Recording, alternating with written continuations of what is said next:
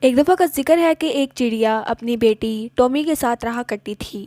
اس کی بیٹی نے کہا کہ آج آپ کھانے میں کیا لائیں گی؟ تو اس کی ماں نے کہا کہ آج میں تمہارے لیے چاول لے کر آؤں گی۔ وہ بہت خوش ہوئی اور اس کی ماں چاولوں کے لیے چل پڑی۔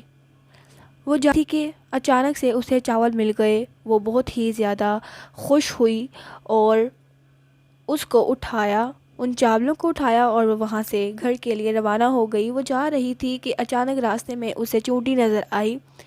وہ بہت پریشان ہو گئی۔ اس نے کہا کہ تمہیں کیا ہوا ہے؟ تو چونٹی نے کہا کہ میں بہت ضعیف ہوں، میں بہت بری ہوں اور میرے پاس کھانے کے لیے کچھ بھی نہیں ہے، میں نے کافی دنوں سے کچھ نہیں کھایا۔ تو چڑیا اس کو کہتی ہے کہ ایک تم رکھ لو اور ایک چاول کا پتہ میں رکھ لیتی ہوں۔ تو چڑیا جا کے اچانک سے دریا میں اس کا گر جاتا ہے۔ وہ بہت روتی ہے اور بہت سوچتی ہے کہ اب وہ اپنی بیٹی ٹومی کو کھانا کہاں سے کھلائے گی۔ وہ سوچ رہی ہوتی ہے کہ اچانک اسے مل جاتی ہے چاولوں کی کچھ زیادہ، وہ بہت خوش ہوتی ہے۔